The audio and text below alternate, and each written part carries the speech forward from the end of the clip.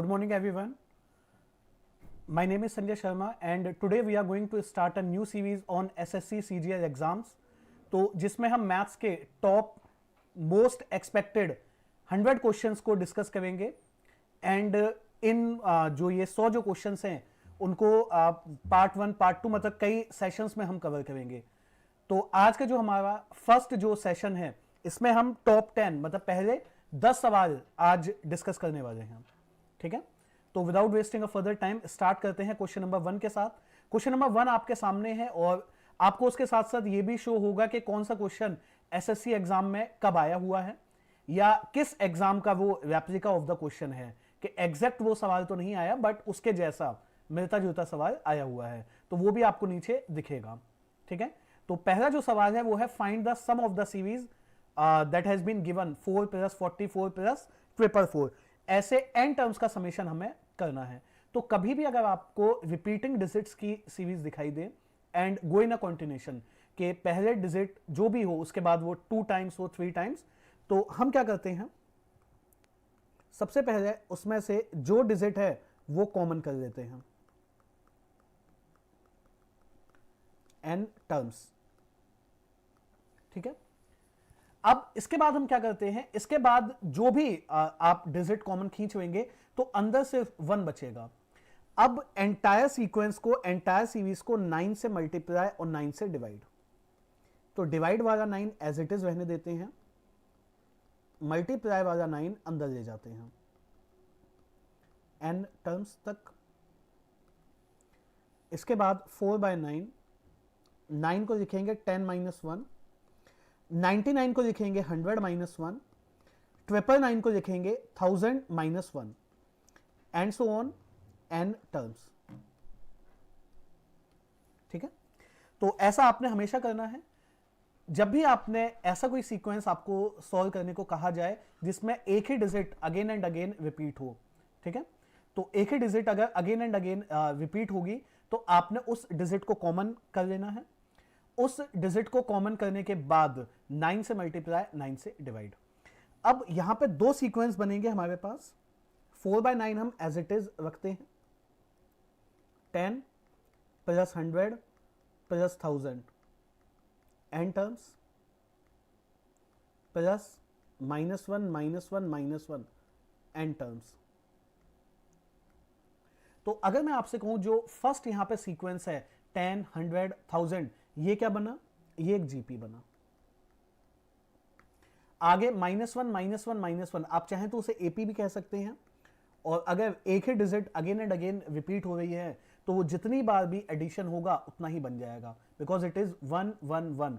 अगर मैं 1 को 2 बार जोड़ूंगा तो 2 बनेगा, 3 बार 3 बनेगा, तो n times it becomes n.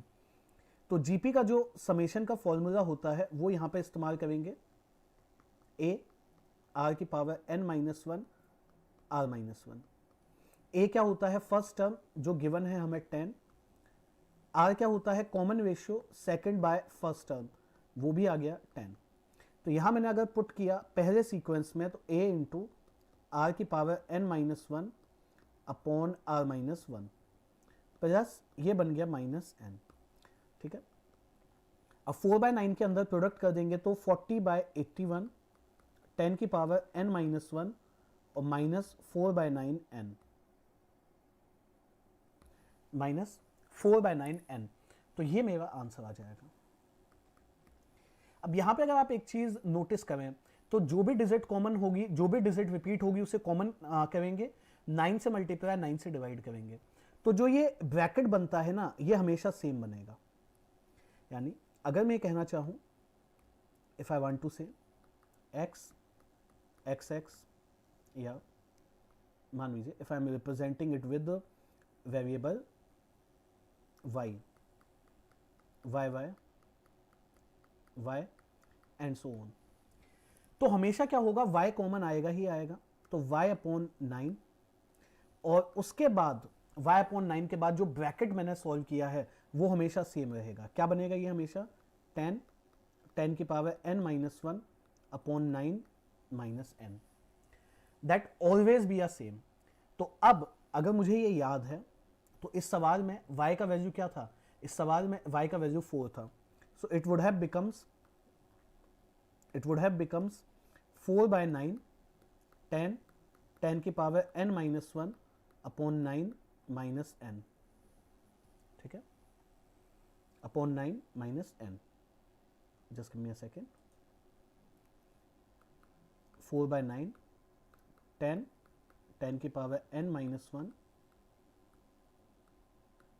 बस मुझे प्रोडक्ट करना वहां पे रह जाएगा और जैसे ही मैं प्रोडक्ट करूंगा मुझे अपना आंसर मिल जाएगा. तो ये अगर हम डायरेक्ट भी याद कर पाएंगे तो कोई भी सवाल इस सीक्वेंस पे हम हमेशा सॉल्व कर पाएंगे. तो अगर आप देखेंगे तो which option is correct one, option C is correct one. यहां पे मैंने निकाला 40 by 81 10 की power n minus 1 minus 4n by 9. Okay, so पहले सवाल का जवाब है ऑप्शन सी. आगे बढ़ते हैं और बात करते हैं क्वेश्चन नंबर 2 की. ठीक है, अभी ये जो सीक्वेंस है ये एसएससी सीजीएल के लिए है. तो बहुत जल्द हम डीआई के लिए भी सीरीज अपना स्टार्ट करेंगे तो वहां पे हम उसको कवर कर पाएंगे. सेकंड जो क्वेश्चन है उसमें क्या है, if the price of sugar increase by 20% one can buy 2 kg less for 50 rupees. तो हम पहले कितना चीनी या कितनी शुगर परचेज कर पाते थे. तो इसको करने के लिए बेस्ट होता है हम अगर फॉर्मूला याद है, price into quantity is equals to expenditure. Expenditure तो कांस्टेंट है, यानी एक्सपेंडिचर पहले जितना था बाद में भी उतना ही है. प्राइस में क्या चेंज है, 1/5. क्वांटिटी मुझे अभी पता नहीं है, तो new upon original it become 6/5. Quantity पता नहीं, 1/1. तो अगर राइट हैंड साइड 1/1 बनाना है तो जो क्वांटिटी का रेशियो रहा होगा, जस्ट गिव मी सेकंड, जो क्वांटिटी का रेशियो होगा वो क्या होगा, 5/6 होगा. इसका मतलब ओरिजिनल शुगर हम 6 खरीद पाते थे, अब 5. तो गैप 1 का है, सवाल में ये गैप 2 kg है. तो ओरिजिनल हम खरीद पाते थे 12, अभी हम परचेज कर पाते हैं 10. तो हमसे क्या पूछा उसने, बिफोर प्राइस हाइक यानी ओरिजिनल. तो सही जवाब होगा ऑप्शन बी. तो यहां पे हमें क्या करना होता है, प्राइस का रेशियो बनाते हैं और एक्सपेंडिचर में आपको जो रिलेशन गिवन होगा उससे क्वांटिटी का रेशियो निकाल देते हैं. नहीं Ankita, we are doing the mix questions ma'am. जो एसएससी के लिए एक्सपेक्टेड सवाल हैं उसमें मिक्स क्वेश्चंस हैं from all entire maths, advance arithmetic दोनों से मिलाकर. पर्टिकुलर टॉपिक के सवाल नहीं कर रहे हैं. ठीक है, question number 3, again it is based on a percentage. अगर आप एक आर्टिकल का प्राइस R% बढ़ाते हैं, उसके बाद आप उसे R% घटाते हैं, तो जो नया प्राइस आपको मिलता है वो 1 होता है. आपको बताना है ओरिजिनल प्राइस क्या था. हमेशा आपको ये पता होना चाहिए, अगर पहले आप किसी नंबर को R% इंक्रीज फिर R% डिक्रीज करें तो वो हमेशा डिक्रीज होता है R²/100% से. तो अब इस सीक्वेंस को, इस सवाल को सॉल्व करने के लिए हम ये मान लेते हैं कि ओरिजिनल प्राइस 100 था, अगर उसे R²/100% डिक्रीज किया गया होता तो 100 माइनस R²/100 ये नया हो जाता. ये मेरा अजम्पशन है, ये भी अजम्पशन है. इसकी वैल्यू उसने क्या बताई है, 1. इसकी वैल्यू उसने पूछी है लेट्स से या क्वेश्चन मार्क. तो इन दोनों का रेशियो हमेशा सेम होगा. जो हम अज्यूम करते हैं और जो क्वेश्चन में गिवन होता है वी कैन मतलब उनको हम कंपेयर कर सकते हैं. तो मेरे अकॉर्डिंग जो ओरिजिनल नंबर था, ओरिजिनल प्राइस था, उसका अजम्पशन मैंने 100 किया. तो इस बिहाफ पर नया प्राइस 100 माइनस R²/100 हुआ. सवाल में नया प्राइस 1 रुपी है, 100 की वैल्यू पूछी है. तो बस लेफ्ट हैंड साइड का एलसीएम लेके हम सॉल्व कर दें तो क्या बन जाएगा, 10,000 upon 10,000 minus R². That is nothing else option D. मैंने 100 एलसीएम किया so it become 10,000 upon 10,000 minus R². Okay, चलिए आगे बढ़ते हैं, बात करते हैं क्वेश्चन नंबर 4 की. तो again it is a question on shirts and indices. ये सर्ट्स एंड इंडिसेस का सवाल है. तो यहां पे मान लेते हैं जो गिवन है सीक्वेंस वो x का वैल्यू है. तो सबसे पहले अगर मैं दोनों तरफ स्क्वायरिंग बोथ साइड कर देता हूं, SBS जिसे आप कहते हैं, स्क्वायरिंग बोथ साइड्स, तो x² equals to 2 cube root of 4 square root of 2 cube root of 4। Dotted का मतलब है it has been written infinite times, n times infinite times, जब तक भी आप कहें इनफाइनाइट टाइम्स तक यही लिखा हुआ है, मतलब हमें पता नहीं है कितनी बार। अब दोनों तरफ क्यूबिक करते हैं, क्यूबिक बोथ साइड्स, तो एक्स स्क्वायर का क्यूब, 2 का cube 4, square root of 2, cube root of 4। तो ये जो सीक्वेंस है इसको मैं ओरिजिनल एक्सप्रेशन x के साथ रिप्लेस कर सकता हूं, x की पावर 6 32x।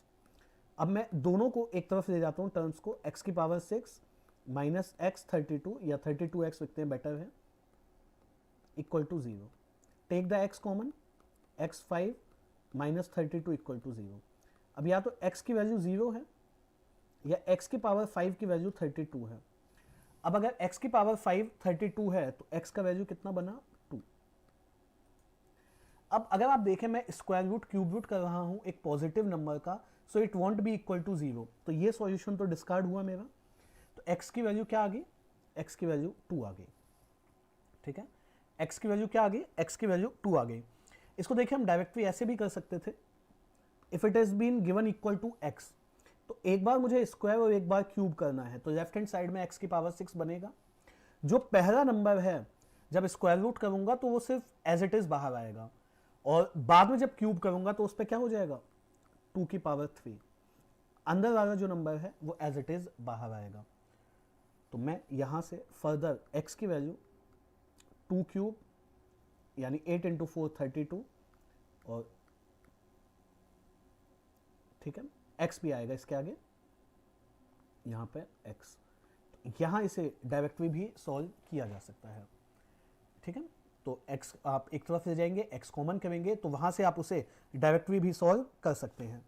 ओके, चलिए डन। क्वेश्चन नंबर 4, ऐसा मैंने इससे बताया बिकॉज आप जब फाइंड आउट करेंगे, आप जब क्वेश्चंस करेंगे, तो एक क्वेश्चन आपको ऐसा जरूर मिलेगा जहां पे a cube root of b square root of a cube root of b and so on infinite times तक जा रहा होगा।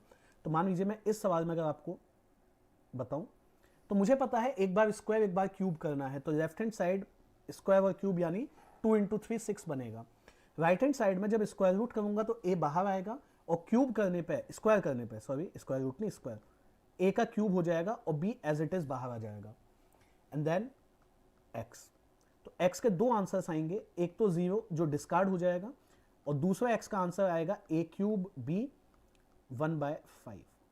तो अगेन ये सवाल भी आपको लास्ट ईयर्स के क्वेश्चंस में दिख जाएगा, ठीक है। डन, क्वेश्चन नंबर 4 तक। इसके साथ साथ आप जैसे मैंने बताया, अगर आप जो भी एंटायर जो वीडियोस हैं, जो shirts and indices, algebra, entire maths, अगर आप वो कोर्स बाय करना चाहते हैं तो आप हमारे वीडियो एंड जो टेस्ट है उसको बाय कर सकते हैं मेक माई एग्जाम वेबसाइट पे विजिट करके, ओके। और इसके साथ साथ आपको डिस्क्रिप्शन में लिंक भी दिख जाएगा, वहां पे जाके भी आप बाय कर सकते हैं, ठीक है। और मैं बता देता हूं आपको, just give me a second.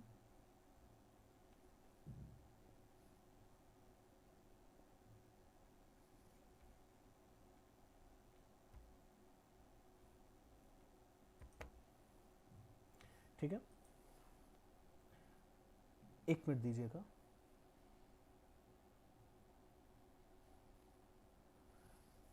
तो वीडियो का जो मतलब जैसे मैंने कहा वीडियो कोर्स के लिए डिस्क्रिप्शन में है लिंक, वहां से आप जाके बाय कर सकते हैं, ठीक है।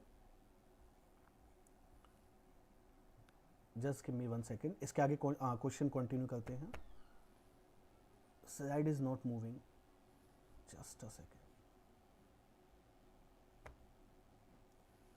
एक मिनट के लिए मेरा वीडियो हटा सकते हैं टीम, टेक्निकल टीम।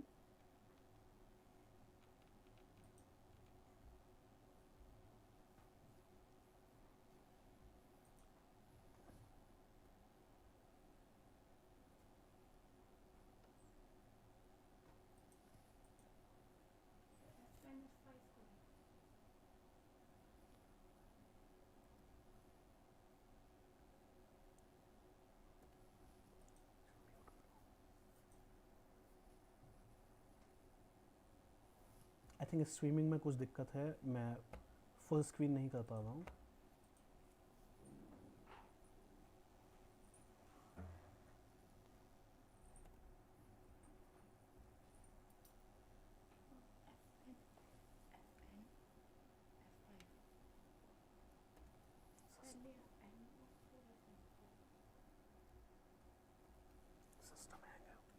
ओके, जब तक सिस्टम में कुछ इश्यूज हैं मैं आपके कमेंट्स पढ़ देता हूँ।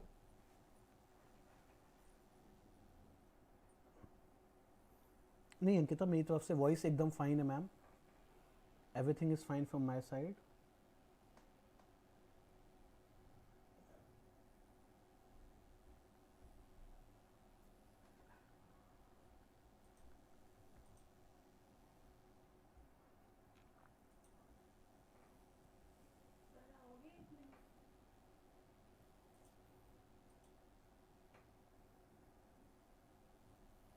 जी, बाकी जो भी कमेंट्स है वो मैं दे चुका आपके।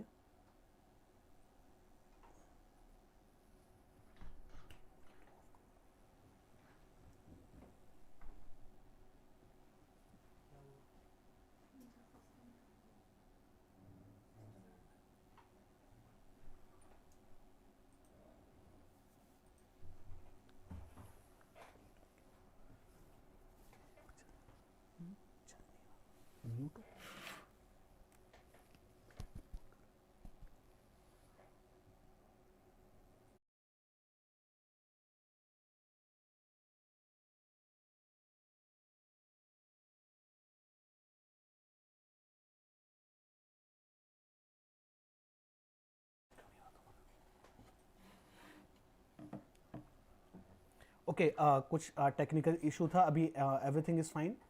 तो एक बार मुझे बता दीजिए, ऑडियो साफ है? You can hear me?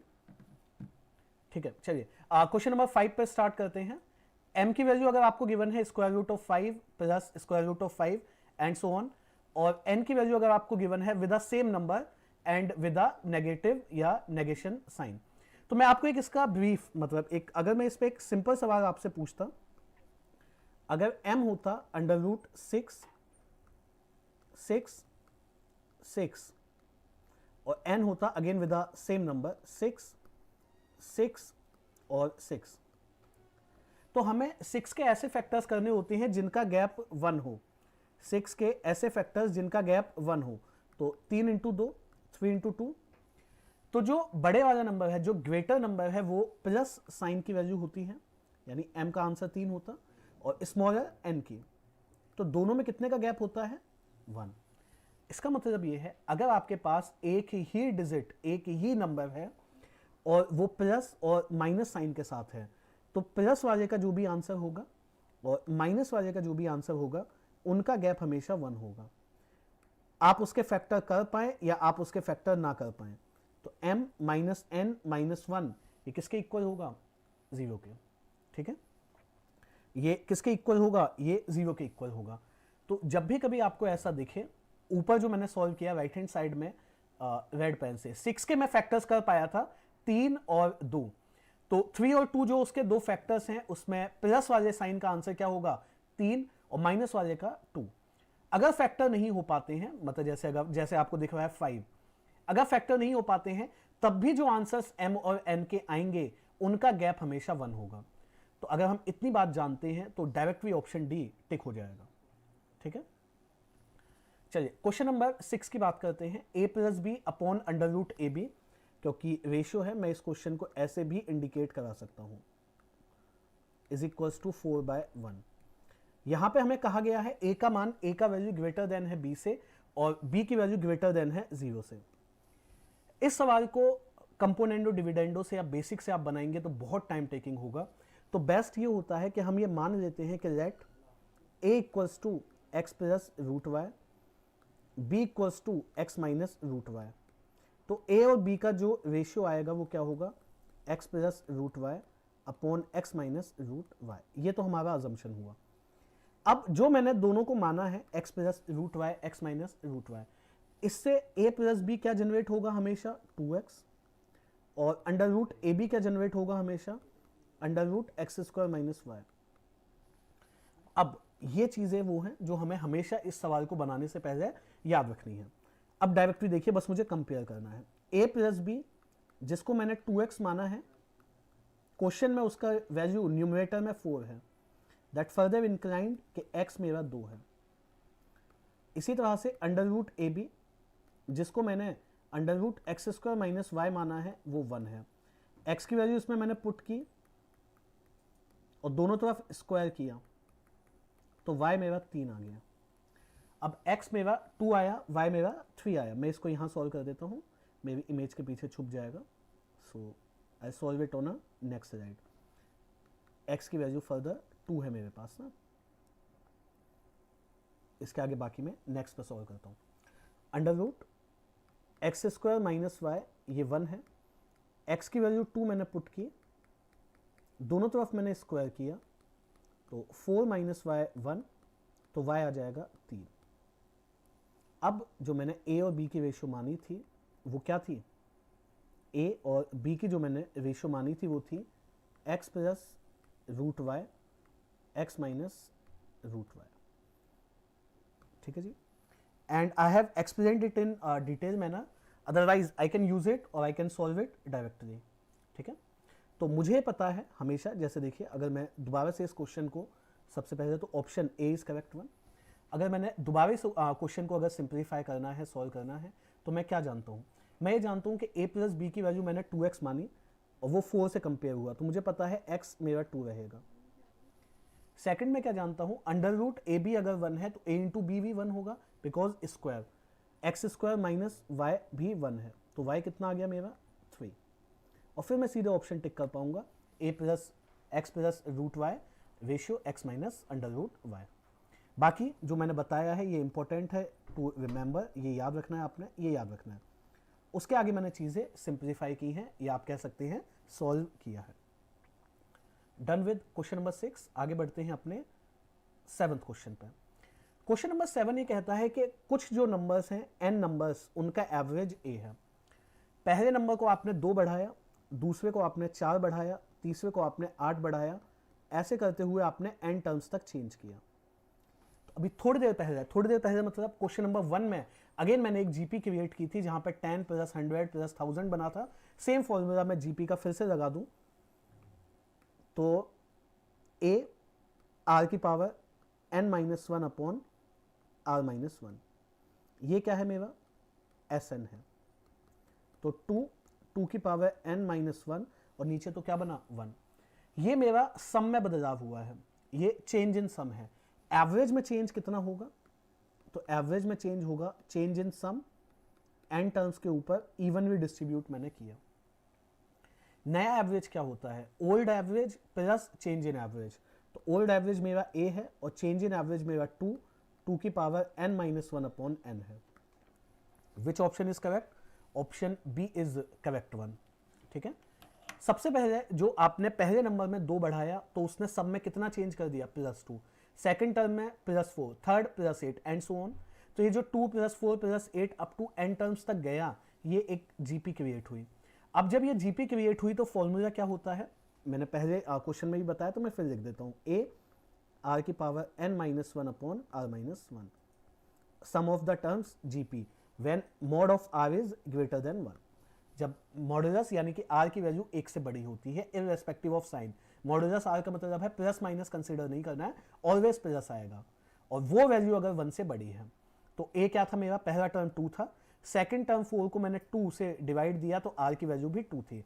Plug in किया तो चेंज इन सम आ गया 2 इंटू 2 की पावर n माइनस 1, उसे n से डिवाइड दे दिया तो चेंज इन एवरेज आ गया। Old average plus change in average, नया एवरेज आ जाएगा। ठीक है, इसके साथ साथ आप अगर एसएससी सीजीएल का या एसएससी के और किसी एग्जाम का मटेरियल खरीदना चाहते हैं तो अगेन आप makeMyExam.in पर विजिट कर सकते हैं। लिंक डिस्क्रिप्शन में आपको गिवन है, वीडियो का भी, टेस्ट का भी और बुक यानी स्टडी मटेरियल का भी। आगे बढ़ जाते हैं, बात करते हैं क्वेश्चन नंबर 8 की। एक क्रिकेटर है जिसका बॉलिंग एवरेज है 24.85 रन्स पर विकेट। अगर आप में से कोई क्रिकेट नहीं देखता है तो आपको पहले तो ये पता होना चाहिए कि बॉलर का एवरेज बताता क्या है। तो अगर आप इसमें एवरेज की यूनिट से जाएंगे तो क्या पता चला? Runs upon wickets. यानी वेटेड एवरेज आपने पढ़ा होगा A1 into N1 plus A2 into N2 plus A3 into N3, तो वो नंबर ऑफ ऑब्जर्वेशन पे मैटर करता था, यहां N की जगह W आ जाएगा। ठीक है, तो सबसे पहले जो ओल्ड एवरेज है वो कितना है 24.85, और वहां तक मैं मान लेता हूं उसने कितने विकेट्स लिए, W विकेट्स लिए। तो यहां तक अपने करियर में वो कितने रन्स दे चुका है 24.85 W। एवरेज मैंने गिवन है 24.85, मैंने विकेट्स मान ली, इसको मैं लेफ्ट में लिख लेता हूं, मैंने विकेट्स मान ली, उसने W ली थी। सो बाय दैट टाइम वो अपने करियर में इतने रन दे चुका। अगले मैच में क्या हुआ, उसने 52 रन्स और दिए, यानी 24.85 W प्लस 52, और विकेट्स की संख्या W से बढ़कर W प्लस 5 हो गई। ऐसा करने से उसका एवरेज 0.85 कम हो जाता है, यानी उसका नया एवरेज 24 बन जाता है। तो अगर मैं क्रॉस प्रोडक्ट करता हूँ यहाँ से, प्लस 52 24 W प्लस 120, तो 0.85 W इक्वल्स टू 52, अगर मैं सब्ट्रैक्ट करता हूँ तो 68 आ जाएगा। तो W is equal to 68 by 0.85, 00, 85 into 8 होता है 680, so it would have been 80। ठीक है, it would have been 80। 11 o'clock class start होनी है। अंशिका वॉइस कम है तो आप एक बार अपने डिवाइस का वॉइस चेक कर सकते हैं मैम, और मैं भी अपनी टीम से पूछ लेता हूँ इज इट ओके, मेरा वॉइस आप देख लीजिए, मेरी तरफ से वॉइस, और मैं काफ़ी तेज़ भी बात कर रहा हूँ तो वॉइस का इशू नहीं होना चाहिए। ठीक है, स्टिल कुछ है तो मैंने टीम से कह दिया है। ओके, तो क्वेश्चन नंबर 8 में आपको बॉलर का एवरेज आपको पता होना चाहिए, क्या होता है रन्स अपॉन विकेट्स, बस इसी पे ही ये बेस्ड है। इतना अगर आपको पता है तो आसानी से आप बना पाएंगे। ठीक है जी, आगे बढ़ जाते हैं, बात कर लेते हैं क्वेश्चन नंबर 9 की। क्वेश्चन नंबर 9 में tan theta upon 1 minus cot theta plus cot upon 1 minus tan. ठीक है, ये जैसे आप देख पा रहे हैं FCI में पूछा था 2013 में। इस क्वेश्चन के साथ अगर आप ऑप्शन से हिट एंड ट्रायल मारें एंड अगर आप ये सोचें कि यहां पे हम थीटा की कोई वैल्यू पुट कर दें, पहली चीज आप ये जानते हैं थीटा 0 डिग्री पे, थीटा 0 डिग्री पे टेन और कॉट आप दोनों में से एक इनफाइनाइट हो जाएगा, यानी नॉट डिफाइंड होगा। ठीक है, कॉट होता है, और 90 पे टेन नॉट डिफाइंड हो जाएगा, तो थीटा 0 नहीं पुट कर पाऊंगा, थीटा 90 नहीं पुट कर पाएंगे। 45 करेंगे तो दोनों की वैल्यू 1 हो जाएगी, तो दोनों का डिनोमिनेटर नॉट डिफाइंड हो जाएगा। तो यहाँ पे एंगल को जब आप सोचें हिट एंड ट्रायल करें तो आइडियल एंगल्स क्या होते हैं जब आप हिट एंड ट्रायल करते हैं ट्रिग्नोमेट्री में, 0, 45 और 90, बिकॉज 0 पे किसी ना किसी की वैल्यू 0 होती है, 45 पे वैल्यूज आपस में इक्वल होती हैं साइन और कॉस की, इस तरह से। तो यहाँ पे आप तीनों जो एंगल्स हमारे जिस पे इक्वेशन सिंप्लीफाई होती है वो तीनों काम नहीं करेंगे, क्योंकि इनफाइनाइट बनता ही रहेगा।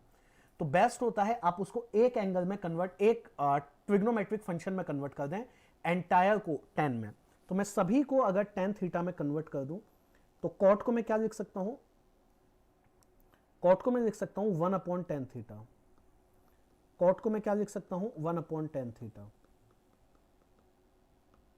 ठीक है, तो tan theta into tan theta मैंने एलसीएम किया, tan theta minus 1 plus 1 upon tan theta 1 minus tan theta. Second वाले टर्म से मैंने नेगेटिव कॉमन खींच लिया, तो tan square theta tan theta minus 1 minus 1 upon tan theta minus 1।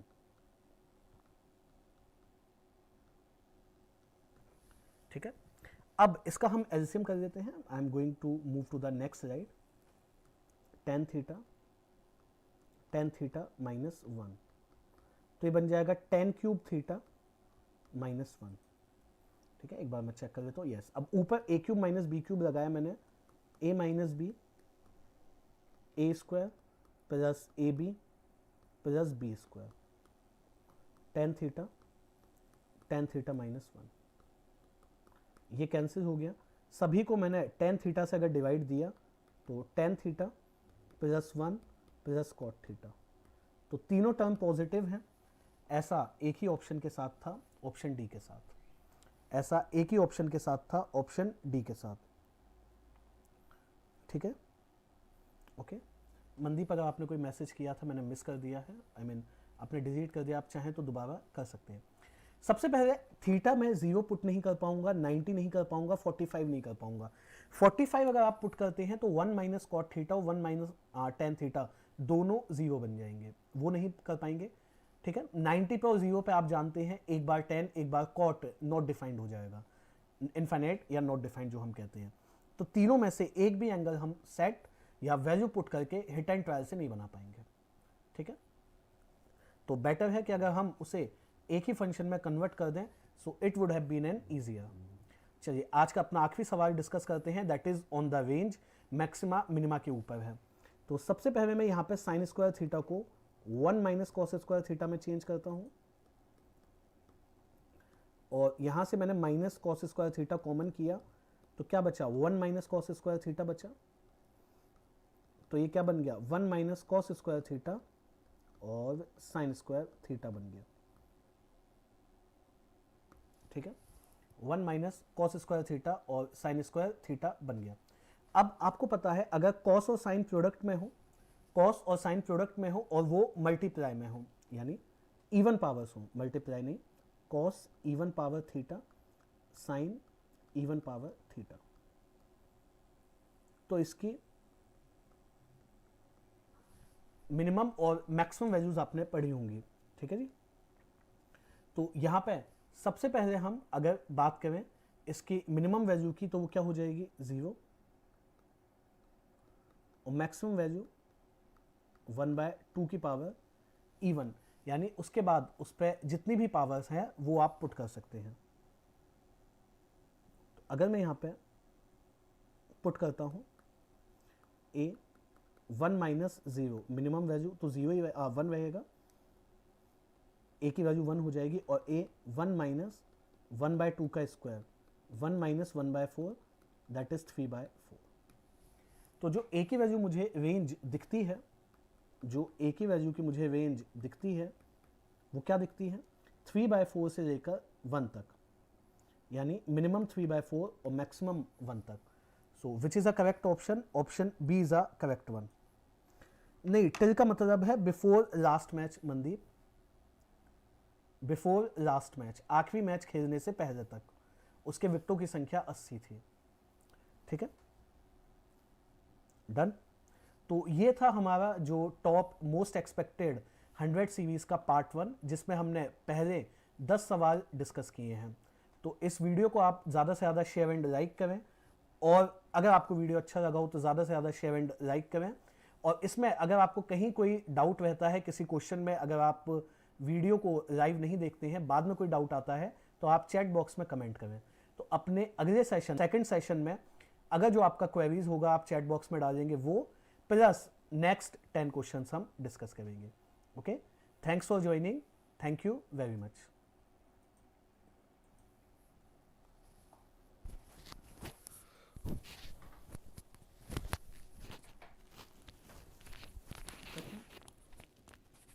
आवाज कम थी क्या? मैं तो काफी तेज बोल रहा था, बीच में एक्चुअली वहां से थोड़ा वो हो गया दिक्कत।